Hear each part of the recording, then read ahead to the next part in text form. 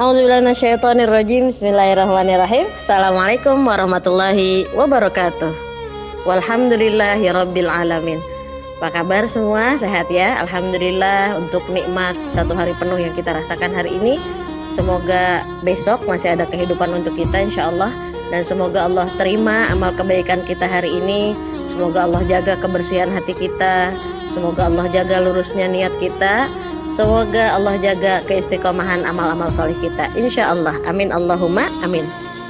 Baik sahabat-sahabat yang rahmati Allah, untuk yang wedding anniversary, barakallah, semoga samawa sampai surga ya, dan semoga kesyukuran bertambahnya usia pernikahan membuat kita semangat untuk menjadi pribadi yang lebih baik, pastinya membawa keluarga sampai surga, dan semoga Allah mudahkan kita untuk senantiasa taat di sisa usia, insya Allah. Amin Allahumma amin.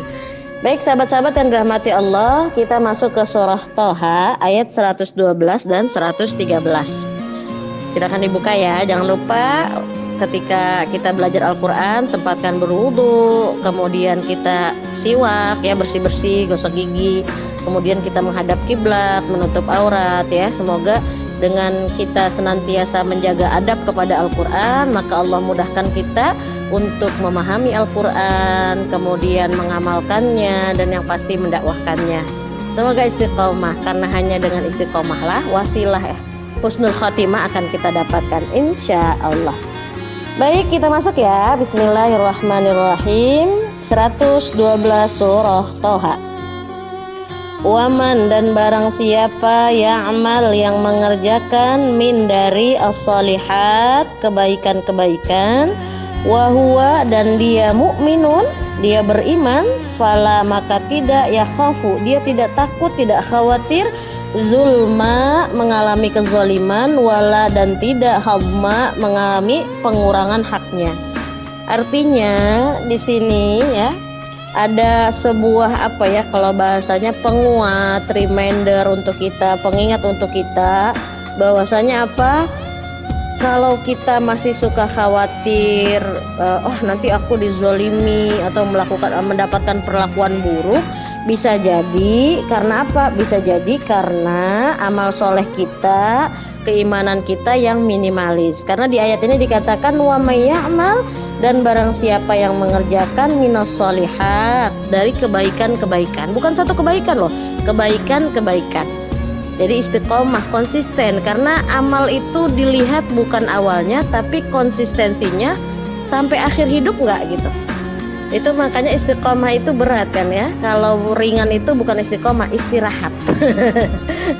Makanya istiqomah itu berat gitu, karena harus mengiringi udah selesai kerjaan satu, apalagi nih kebaikan berikutnya gitu. Makanya kita kasih space buat teman-teman untuk ngisi happy charity ya. Bagaimana program berbagi, ada 2 happy charity berbagi Senin Kamis untuk duafa, ustadz ustazah, hafiz hafizah, fisabilillah gitu ya.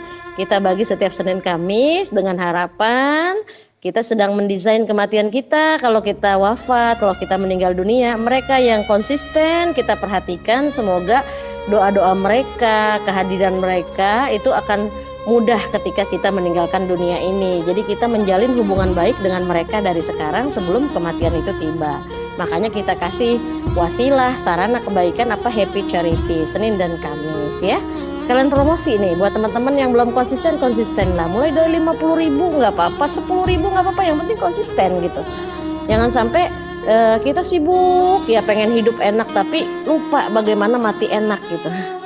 Makanya supaya mati kita enak, kita harus ngumpulin banyak doa orang soleh, kemudian perhatian dari orang soleh gitu ya. Kalau orang solihah sudah kita kantongin doa-doanya, insya Allah mudah-mudahan kita mudah menggapai husnul khotimah, insya Allah ya. Jadi di MDA Majelis Dzikrul Akhirah juga Anhal Community, kita punya program happy charity ya. Happy charity itu berbagi Senin Kamis, ada juga yang kadang-kadang nitipin Jumat. Alhamdulillah, pengennya sih Senin Kamis Jumat, tapi terserah Allah dan terserah bagaimana akhirnya gitu ya. Kita coba desain lebih baik, mudah-mudahan secepatnya, sesegera mungkin happy charity akan lebih luas manfaatnya insya Allah. Bagaimana idkhulus surur ya, memasukkan kebahagiaan pada orang lain menjadi sebuah amal soleh, mudah-mudahan yang bisa membuat kita bahagia dunia dan akhirat, juga keturunan kita ya, amin Allahumma amin. Senengin orang maka Allah akan nyenengin kita insya Allah.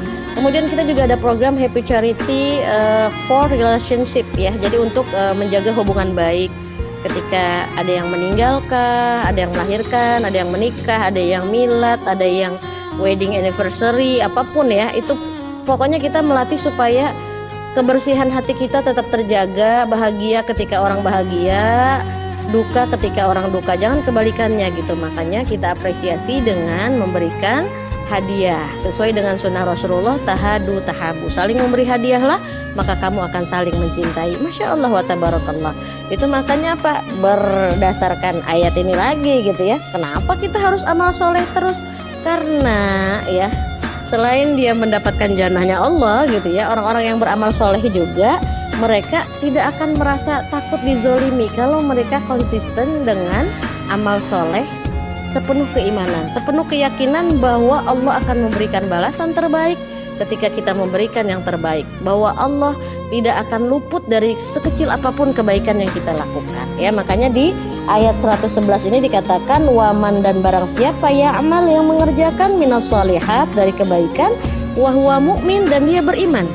Jadi siapa yang ngerjain kebaikan demi kebaikan, kebaikan demi kebaikan, kemudian dia meyakini kebaikannya akan menolongnya, kebaikannya bisa membuatnya husnul khatimah, kebaikannya bisa membuatnya dan keturunannya bahagia dunia dan akhirat, dengan sepenuh keyakinan ya, bukan ikut-ikutan atau asal-asalan gitu ya, betul-betul lillah, cari ridho Allah, cari cinta Allah, maka katanya apa? Fala yakhafu zulma, maka dia tidak akan merasa khawatir dizolimi sedikit pun. Jadi nggak merasa takut dizolimi, diperlakukan buruk, karena dia melakukan amal soleh itu betul-betul lillah, sepenuh keimanan hanya untuk mencari ridho Allah.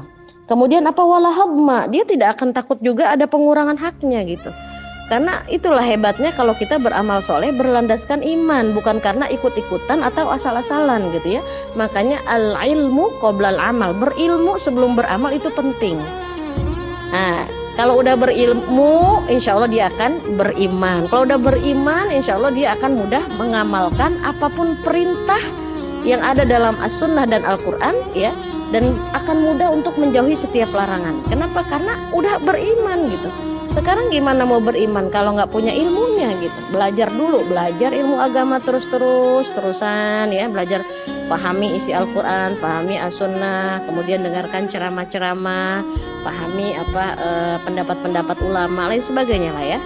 Jadi ikhtiar kita untuk menjadi pribadi muslim yang sempurna, yang menjalankan segala amalan itu berdasarkan keimanan, bukan karena ikut-ikutan atau asal-asalan.